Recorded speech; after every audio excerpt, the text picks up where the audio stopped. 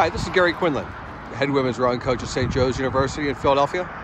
I'm here outside of our boathouse to start a virtual tour. This is my 21st season at St. Joe's. It's definitely been one of the weirdest, having our season cut short by the coronavirus on March 12th. We had a lot of visits set up that we were looking forward to and showing everybody what our boathouse looks like. So I thought I'd give you a virtual tour so you can get a feel for what our rowers get to experience every day. As we head in our front door, we have a small foyer here. It's the gathering space.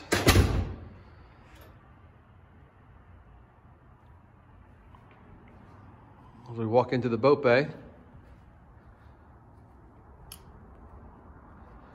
can see again, space is one of the things we are very well endowed with right now. We used to be on Boathouse Row prior to 2002 when we built this facility. That was also cool being down there, the mystique of Boathouse Row, the tradition of Boathouse Row, all that history. What we gained in history and tradition, we lacked in space. We only had room for 5 shells inside between the men and the women.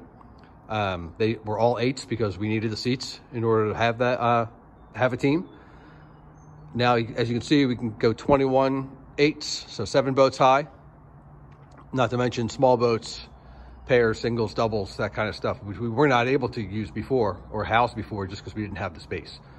So for the fall season for us, is a lot of small boat training, a lot of pairs, a lot of 4s, and it's helped us tremendously just in boat feel.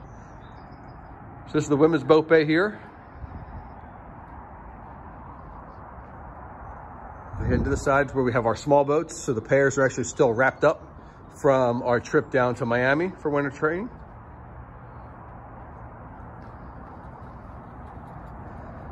Head out towards the dock area.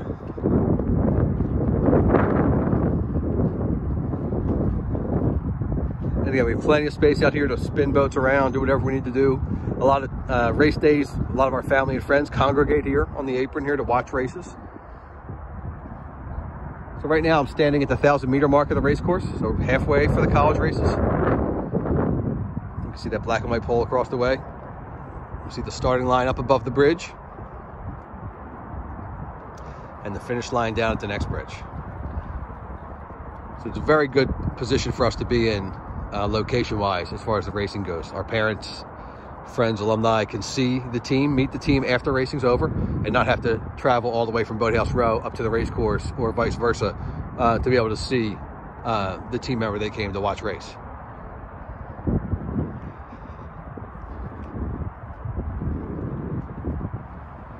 So when our athletes get to the boathouse in the morning, the bus drops us off. The team will come in the boat bay. Check the board, see which boat we're in, see what oars we need to take out, see what the workout is for the day. Coxswains have a chance to kind of get themselves in order, grab a Cox box, talk to coaches, do a kind of a brief before we get to what the workout is or what the practice is going to be. We have some spin bikes down here just in case we have some people who need to warm up a little bit more, stretch the hips and glutes out. And then we head upstairs.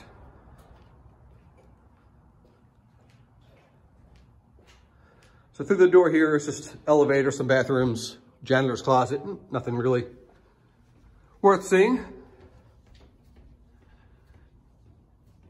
And as we ascend up the stairs, as I talked about, space has been the big advantage to the boathouse here. Just the space in order to stretch out in a facility that's clean and new and has air conditioning and heating. You know, our comfort level is very good up here. So we get to, make ourselves comfortable. We get to prepare ourselves for practice every day and prepare ourselves post-practice for the next day.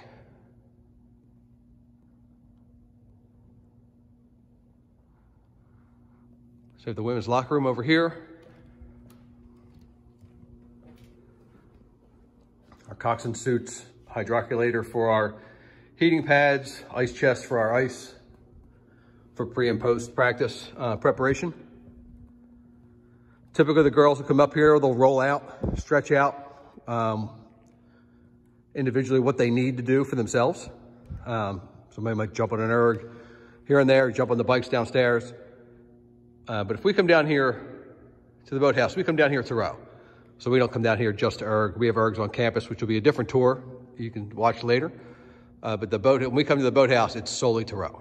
We have 40 ergs down here, so if we get blown off, because conditions change rapidly and we didn't know that was going to change, or for race day warm-up, for some technical instruction, or sometimes we'll just split it and be a half row, half erg day. But we have the option, which is the nice thing. So we see our Henley oars up here from our 3 trips to Henley since 2006, I think was our first trip there. One of our trophy cases, we see our Atlantic 10 Varsity 8 win, our team championship win in the A10 in 2011. Our 3 Dad Vale trophies, team point trophies, and then our Dad Vale Women's Varsity 8 trophy from 2006. Other A10 trophies. We also have our banners on the wall for all of our gold medals from A10s and Dad Vale. Our TV for video review. The whole Boathouse is wireless, so we can take video from our phone or our iPads, come in and pop it up on the Apple TV there and show the team, do some technical review or even some race day review. But having that option to be able to show video in almost real time has been great for us. Foam rollers. We have a coach's office up here. And then the best part of the Boathouse, I think, anyway, is the deck. All right, so it's a great viewing area for races. Again, right at the 1,000-meter mark of the race course, halfway. All right, it's a beautiful view, nice and quiet. Even though we're in the city of Philadelphia here, it's nice and quiet down here. But a great place to congregate, great place to view the races. And just been a godsend for us as far as our program and what the university is willing, how much they're willing to support us.